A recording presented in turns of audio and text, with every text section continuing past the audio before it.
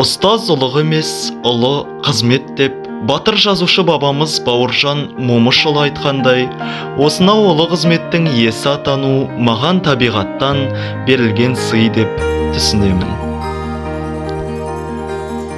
Мен Бекболат Арсен Асқарұлы, Жылыбұлақ негізгі білім беру мектебінің қазақ тілі мен әдебиеті пәнінің мұғалімі болып қызмет атқарамын. Мектептегі тәлімгерім Аймаханова Динара Қабиденқызы өткізген сабақтарыма қатысып, түрлі әдіс тәсілдерді көрсетіп, бағыт-бағдар беруден әрдайым аянбады.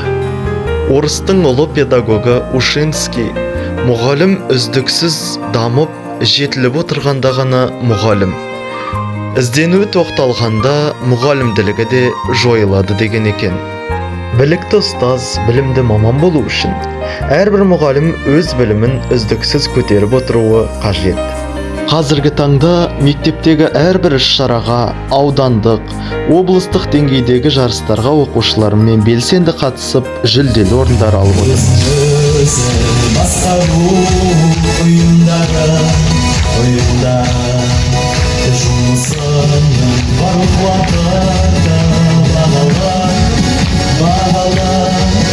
Мектептің оқушылары маған сенің атуда.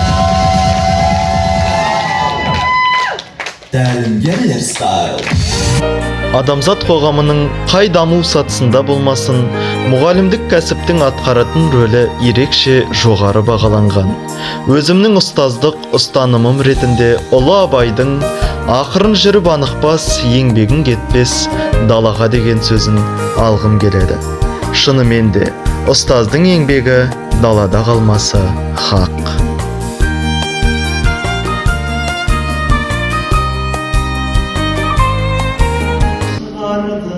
Жалғыз ойланатынды, Құдайда шебер ұмытпасын деп